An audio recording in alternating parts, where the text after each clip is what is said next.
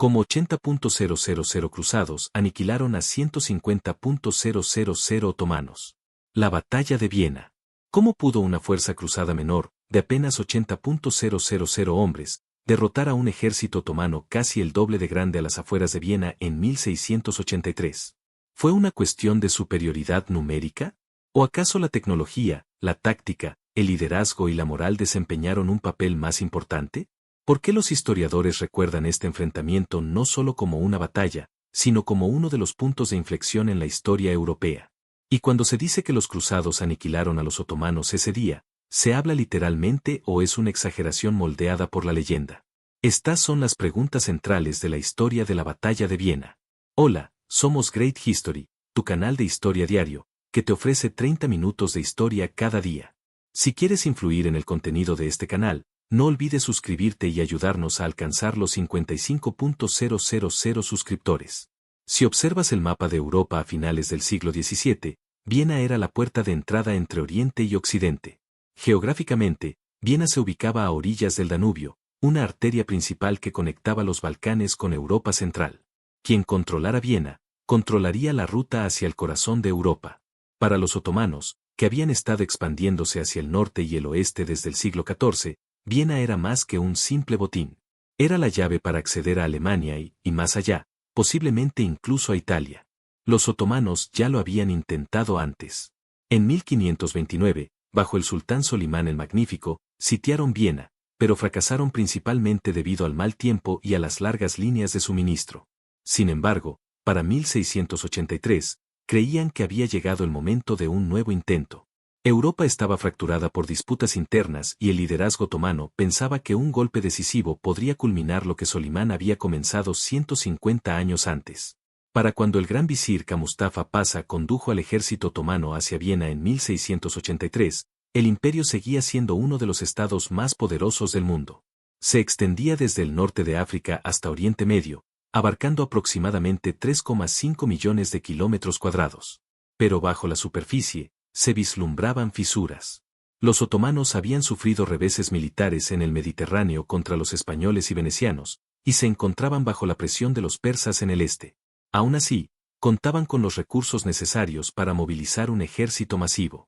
Las estimaciones contemporáneas cifran el ejército de Kara Mustafa en unos 150.000 hombres, aunque algunos historiadores modernos sugieren que la cifra real se situaba entre 120.000 y 140.000. Esta fuerza incluía jenízaros de élite, caballería conocida como sipáis, unidades de artillería y aliados como los tártaros de Crimea. El propio Mustafa era ambicioso, algunos dirían que demasiado. Soñaba no solo con tomar Viena, sino con convertirla en una joya del Imperio Otomano. A diferencia de Solimán en 1529, que se había contentado con reducir las murallas a escombros, Mustafa quería tomar Viena intacta, preservando su riqueza y belleza. Esta decisión de evitar un bombardeo a gran escala resultaría ser uno de sus errores fatales. ¿Cómo lograron los otomanos llegar hasta Viena? La historia comienza en los Balcanes, territorios que ya estaban bajo control otomano. Desde allí, Kara Mustafa lanzó su campaña en la primavera de 1683. Para julio, sus fuerzas habían cruzado a territorio de los Habsburgo y rodeado Viena con un enorme campamento. La ciudad contaba con una población de aproximadamente 15.000 soldados y civiles, apoyados por unos 11.000 soldados al mando del conde Ernst Rütiger von Starberg. En otras palabras, Viena estaba en clara desventaja numérica, al menos de 10-1. Mientras los otomanos avanzaban, Europa distaba mucho de estar unida. La monarquía de Habsburg, que gobernaba Austria, luchaba casi sola al principio. El emperador Leopoldo huyó de Viena con su corte, retirándose a Lince y posteriormente a Pau. Los príncipes alemanes estaban divididos. Algunos temían a los otomanos, otros temían otorgar demasiado poder al emperador si Viena se salvaba. Los estados pontificios, liderados por el Papa Inocencio X, vieron la crisis como un enfrentamiento religioso. Para él, esto no era solo política. Era cristianismo contra Islam, y la supervivencia de la Europa católica estaba en juego. El Papa invirtió grandes sumas de dinero en la organización de lo que se conoció como la Liga Santa, una coalición de estados católicos dispuestos a luchar contra los otomanos. Uno de los actores más importantes de esta alianza fue la mancomunidad polaco-lituana. La propia Polonia se encontraba en decadencia, desgarrada por conflictos internos e invasiones extranjeras. Pero su rey, Juan III Soís, era un general experimentado. Los emisarios del Papa convencieron a Soís de comprometer sus fuerzas, y en agosto de 1683, comenzó la marcha con unos 27.000 soldados polacos, incluyendo su famoso caballo alado, la caza, Hus. La religión desempeñó un papel fundamental en la movilización de los defensores. El Papa Inocencio XI concibió toda la guerra como una cruzada, y los soldados de la coalición fueron bendecidos como si fueran cruzados medievales marchando bajo la cruz. El propio Soís era profundamente religioso antes de liderar la carga decisiva en Viena. Se dice que rezó con sus tropas. Del lado otomano, la guerra se presentó como una yad, una guerra santa para expandir el Islam.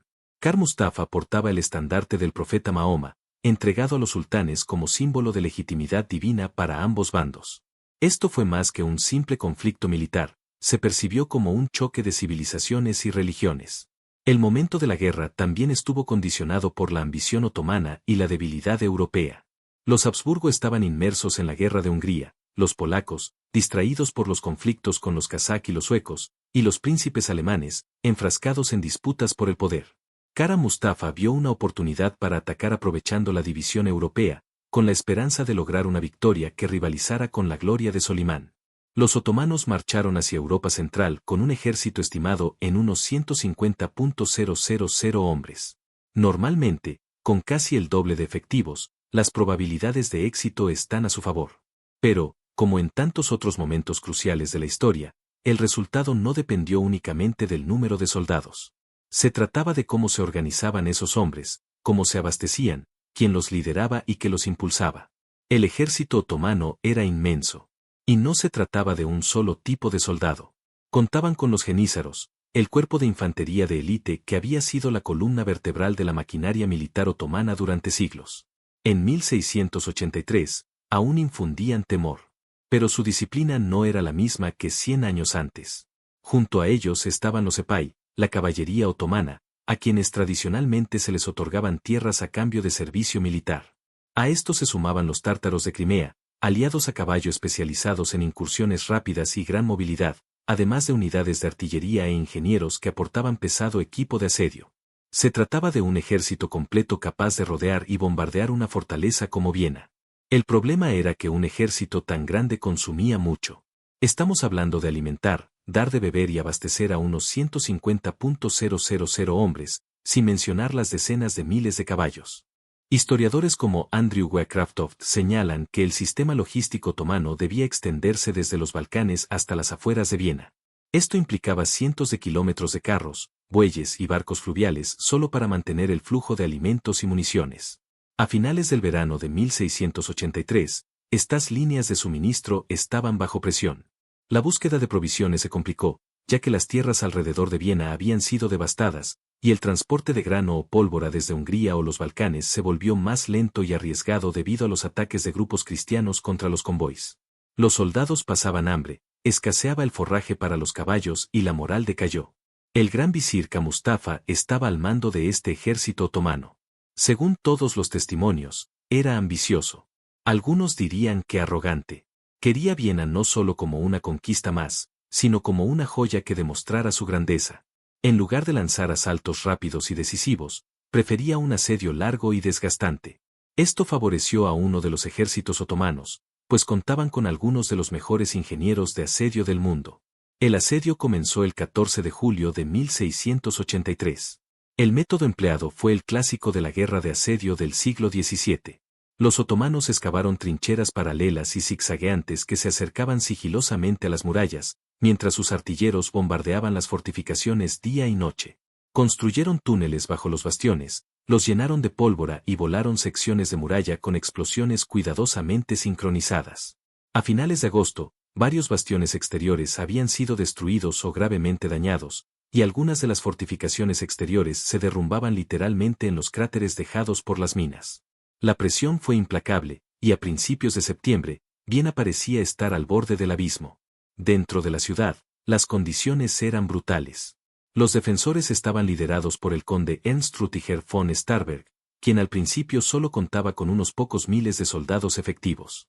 Algunos condes hablan de entre 5.000 y 6.000 soldados regulares, además de civiles armados y voluntarios que tuvieron que resistir a un ejército más de 20 veces superior en número. Los defensores disponían de algunos cañones, y sorprendentemente, los informes sugieren que podrían haber tenido más piezas de artillería operativas que los otomanos. Pero las armas no alimentan a la gente. Para septiembre, las reservas de pan y grano estaban casi agotadas. Se sacrificaron caballos y ganado, y todo lo demás que se podía comer se racionó. Los refugiados se apiñaron en la ciudad, aumentando la presión. Las enfermedades se propagaron en los alojamientos estrechos e insalubres. El tifus y la disentería causaron estragos entre soldados y civiles por igual. Starberg intentó mantener la disciplina con severos castigos. Pero la moral decaía rápidamente.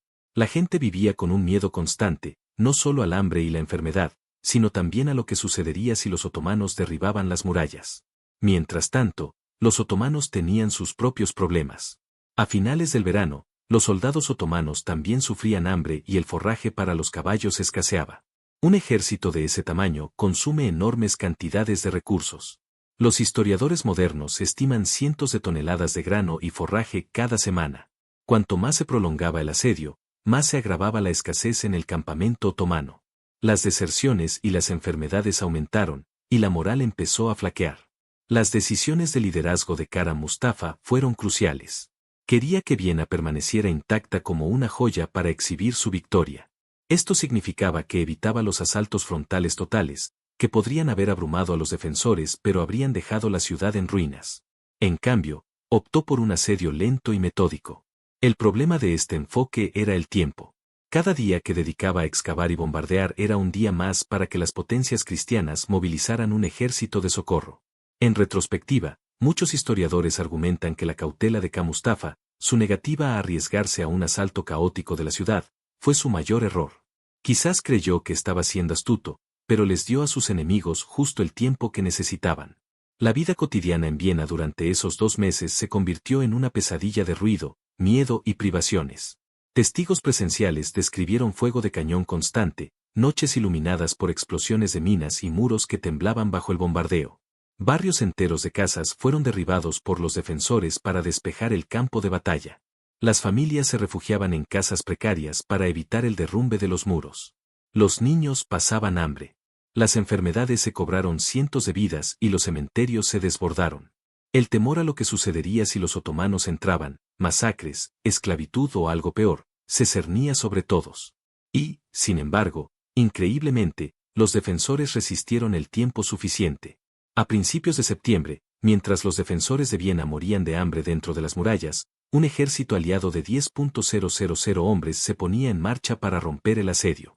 El rey Juan III Soís acababa de firmar un tratado con el emperador Habsburgo Leopoldo y a principios de ese año, prometiendo ayuda si Viena era atacada. Cuando comenzó el asedio otomano, Soy no esperó. El 15 de agosto de 1683, partió de Kop con su ejército. Movilizar una fuerza tan numerosa no fue tarea fácil. El parlamento polaco, además, se había mostrado reacio a financiar la expedición. Así pues, Soy adelantó gran parte del dinero de su propio bolsillo. Alquiló carros, consiguió provisiones y prometió a sus hombres que el oro imperial les reembolsaría el dinero. Esta arriesgada apuesta financiera le permitió avanzar con rapidez, cubriendo cientos de kilómetros en tan solo 3 semanas. Su ejército logró llegar al Danubio antes de que los otomanos pudieran bloquearles el paso. En términos militares, aquella velocidad fue casi temeraria, pero le dio a la coalición su oportunidad. Las cifras hablan por sí solas sobre la magnitud de esta coalición. A principios de septiembre, se habían reunido unos 80.000 hombres. Para hacerse una idea, imaginen una ciudad del tamaño del actual Green Bay, Wisconsin, despoblada, armada y marchando hacia las colinas que rodean Viena. El contingente más numeroso era el polaco, bajo el mando del rey Juan Sobieski, quien dirigió personalmente a unos 20.000 soldados, incluyendo 3.000 de sus famosos husars alados. El Sacro Imperio Romano Germánico aportó aproximadamente 30.000 hombres procedentes de los territorios de los Habsburgo, mientras que otros 20.000 llegaron de principados alemanes como Baviera, Sajonia y Franconia. Estados menores enviaron regimientos adicionales, y el llamamiento del Papa a una Liga Santa le dio a todo el conjunto el aire de una cruzada tardía. Si alguna vez has intentado que distintos grupos trabajen juntos, puedes imaginar lo caótica que pudo haber sido esta coalición. Idiomas diferentes, comandantes diferentes, tradiciones diferentes. No era un ejército que encajara de forma natural. Pero la situación era tan desesperada que la unidad era la única opción. Soyezi fue elegido comandante supremo en parte por su reputación como líder en el campo de batalla, y en parte porque los polacos habían marchado la mayor distancia y estaban preparados para la lucha. El emperador del Sacro Imperio Romano Germánico, Leopoldo, que había huido de Viena poco antes, lo que permitió a Sois tomar el mando sin generar demasiadas controversias. El arma secreta de la coalición era su caballería pesada, especialmente los Pus alados polacos. Estos hombres no eran solo un símbolo con sus alas emplumadas, constituían una de las fuerzas de choque más devastadoras del siglo XVII. Ataviados con armadura, armados con largas lanzas y montados en poderosos caballos, podían romper las líneas enemigas de una forma que la caballería ligera simplemente no podía. En Viena, su papel sería decisivo. Ahora bien, analicemos sus fortalezas y debilidades. Los otomanos contaban con superioridad numérica, experiencia y equipo de asedio de primera categoría. Tenían la ciudad prácticamente de rodillas. Viena se había reducido a unos 5.000 defensores dentro de las murallas, y los suministros escaseaban. Pero los otomanos estaban lejos de casa. Sus líneas de suministro estaban muy debilitadas. Y la decisión de Kara Mustafa de esperar y someter la ciudad por hambre en lugar de tomarla por asalto dio un tiempo valioso a las fuerzas de socorro cristianas para reunirse. La moral en el campamento otomano era dispar. Algunos soldados estaban frustrados por la falta de progreso, mientras que otros se preocupaban por la creciente amenaza a su retaguardia. Los cristianos, por su parte, eran menos numerosos, pero contaban con varias ventajas importantes.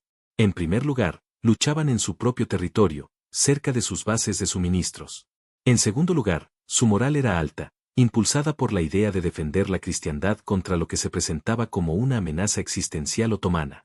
En tercer lugar, tenían un mando unificado bajo el mando de Sois, lo que les permitía moverse como un solo ejército en lugar de un conjunto fragmentado.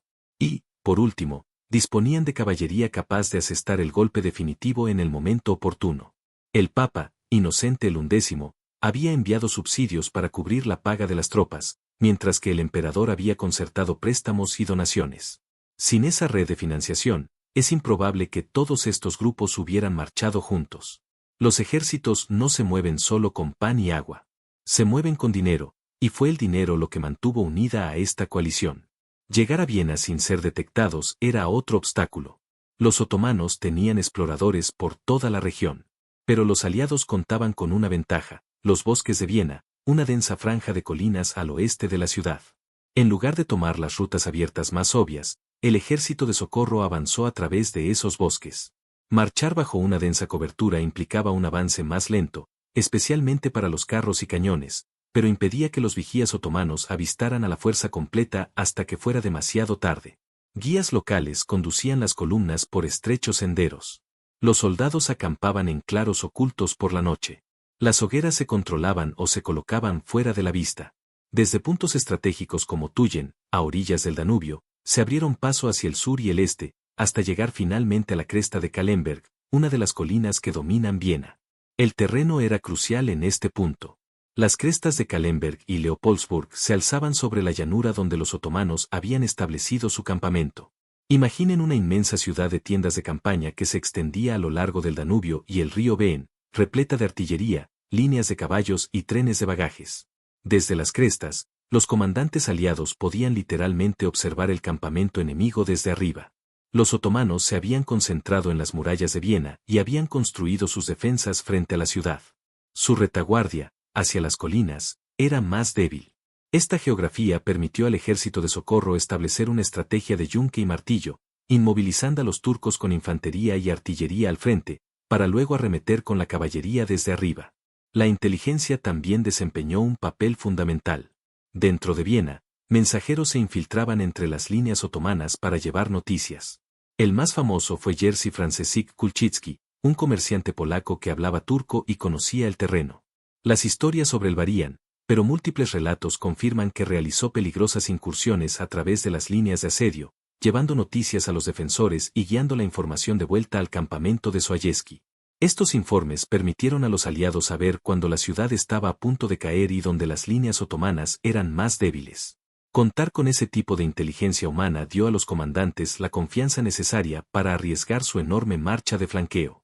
Pero una coalición de tantos ejércitos diferentes puede ser un caos si no se gestiona con cuidado. ¿Quién da las órdenes? ¿Quién se lleva la gloria? En este caso, la diplomacia anticipada lo resolvió. Así pues, Besi sería el comandante supremo. El duque Carlos del Reine, que había estado al mando de las fuerzas imperiales en campaña antes de la llegada de los polacos, aceptó coordinar bajo su mando. Cada príncipe y duque seguía al mando de sus propios hombres en el día a día, pero todos se adhirieron a un plan de batalla común. Dicho plan era sencillo pero eficaz. Los contingentes austriacos y alemanes presionarían frontalmente a los otomanos, manteniéndolos ocupados. Entonces, los polacos de Sobies, con su caballería pesada, asestarían el golpe decisivo desde los flancos y las crestas. Era una estrategia arriesgada, pues si alguna parte del ejército cedía terreno prematuramente, las demás podrían colapsar. Pero todos sabían que la caballería polaca era la mejor arma de la coalición. El 11 de septiembre de 1683 amaneció caluroso y seco. En los bosques al oeste de Viena, el ejército aliado de socorro salió de los bosques vieneses y ascendió a las crestas de Kolimberg y Leopoldsburg. Desde esas alturas, los soldados divisaron las líneas otomanas que habían sitiado Viena durante 2 largos meses. Kara Mustafa, el gran visir otomano, vio al enemigo concentrándose en las colinas, pero subestimó la rapidez con la que podrían descender a la llanura. Las fuerzas cristianas celebraron servicios religiosos, prepararon su artillería y aseguraron las laderas. Mientras tanto, en Viena, la guarnición se preparaba para otra noche desesperada. La ciudad estaba al borde del colapso. En la mañana del 12 de septiembre de 1683, los otomanos creían tener Viena bajo su control. Su gran ejército había permanecido a las afueras de la ciudad desde julio.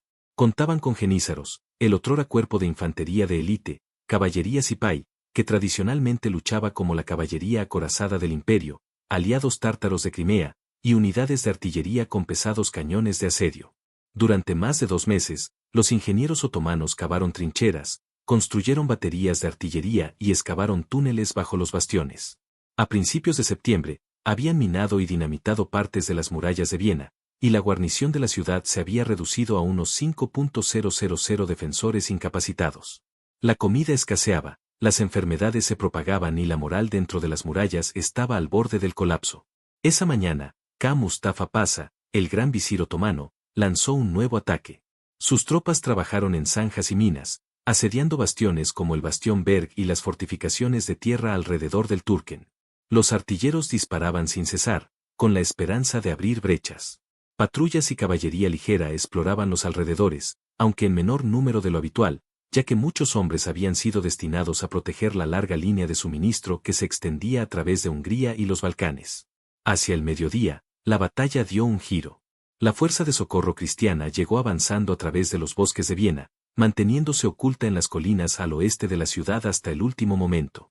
Su artillería e infantería comenzaron a presionar las posiciones otomanas en la llanura. Lugares como Hertov y las líneas de asedio periféricas se convirtieron en escenarios de encarnizados combates.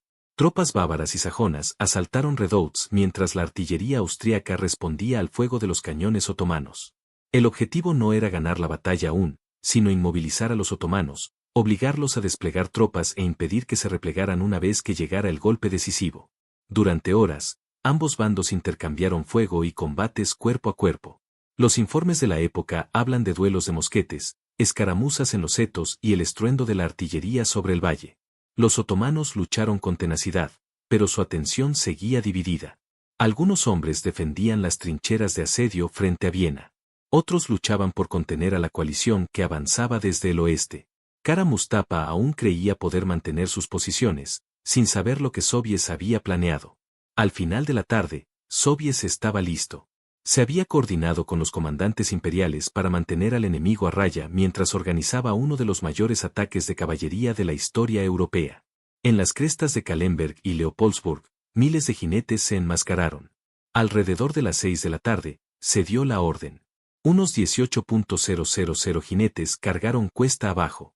Húsares alados polacos a la cabeza, apoyados por corceles austriacos y caballos alemanes. Para imaginarlo, Piensen en un estadio de fútbol moderno completamente vacío. Todos los hombres a caballo, cargados con lanzas, sables y armaduras, descendiendo a galope por la ladera. El sonido se describió como un trueno que retumbaba por el valle. Varios factores hicieron que esta carga fuera devastadora. Primero, el terreno. Cargar cuesta abajo les dio a los caballos mayor velocidad y a las lanzas mayor impacto. Segundo, los otomanos estaban muy dispersos. Muchas de sus mejores tropas aún estaban ocupadas en trincheras y fortificaciones, no formadas en líneas de batalla cerradas. Tercero, el momento fue perfecto. La infantería de la coalición había estado luchando todo el día, manteniendo ocupadas a las formaciones otomanas, por lo que cuando llegó la caballería, atacó a unidades que ya estaban cansadas y distraídas. Finalmente, los Jars alados polacos no eran caballería común. Eran tropas de choque, fuertemente armadas, montadas en poderosos caballos y entrenadas para romper las líneas enemigas. Sus famosas alas emplumadas quizá fueran en parte simbólicas, pero los hombres que las impulsaban eran veteranos curtidos. El efecto fue el caos. La carga no se limitó a arrollar a los soldados. Se dirigió directamente a los puntos débiles, el campamento otomano, el tren de bagajes e incluso las tiendas de mando de Kara Mustafa, lo que destrozó las comunicaciones y sembró el pánico en el ejército. Los artilleros abandonaron sus cañones. Los animales huyeron despavoridos y los carros bloquearon las rutas de escape. Las unidades que aún combatían con la infantería de la coalición miraron hacia atrás, vieron su campamento en llamas y comenzaron a desbandarse. Karl Mustafa intentó reagrupar a sus hombres, pero pronto tuvo que huir con su estado mayor. En cuestión de horas, el ejército otomano estaba en plena retirada. La batalla de Viena terminó con pérdidas devastadoras para los otomanos, decenas de miles de muertos o capturados, su vasto campamento arrasado y la moral hecha añicos. En contraste, la coalición, aunque luchó cuesta arriba y lanzó la mayor carga de caballería de la historia europea, sufrió solo unos pocos miles de bajas. Este desequilibrio demuestra cómo un ataque perfectamente sincronizado podía desmoronar incluso a un ejército enorme. K. Mustafa Pasha, culpado del desastre, fue ejecutado por estrangulamiento con un cordón de seda. Viena se salvó y Europa respiró aliviada. ¿Pero esta batalla realmente destruyó a los otomanos? ¿O simplemente marcó el comienzo de su larga decadencia? Muchos la consideran el apogeo de la expansión otomana, un punto de inflexión en el que la balanza se inclinó hacia Europa. Su legado perdura en el mito de las casas aladas polacas, en la propaganda y las leyendas, en el simbolismo de la salvación del cristianismo. Sin embargo, quedan preguntas más profundas. ¿Fue esta victoria fruto de la fe, la política, la suerte o la estrategia? Gracias por vernos y hasta la próxima.